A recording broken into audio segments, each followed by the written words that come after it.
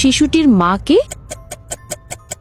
এটা একটি সত্যি দারুণ ভিজুয়াল ধাঁধা, আর ৯৯% মানুষই ভুল উত্তর দেবে। এটি তোমার পর্যবেক্ষণ ক্ষমতা পরীক্ষা করবে, তাই ছবিটা ভালো করে দেখো এবং প্রতিটি খুঁটিনাটি বিশ্লেষণ করো। আমি ভিডিও শেষে উত্তরটি বলে দেব। দ্বিতীয় প্রশ্ন, এই ছবির মধ্যে তুমি কিসের ছবি দেখতে পাচ্ছ? যারা সঠিক দেখতে পেয়েছো তারা লাইক দাও, যেন বুঝি তুমি ঠিক দেখেছো। তৃতীয় প্রশ্ন, এই ছবির ভিতর থেকে একটি আলাদা ইমোজি খুঁজে বের করো। সঠিক দেখতে পেলে নিচের সাবস্ক্রাইব বাটনে ক্লিক করো। ফাইনাল প্রশ্ন, এই নাম্বারগুলোর ভেতর থেকে একটি ভিন্ন ওয়ার্ড খুঁজে বার করো।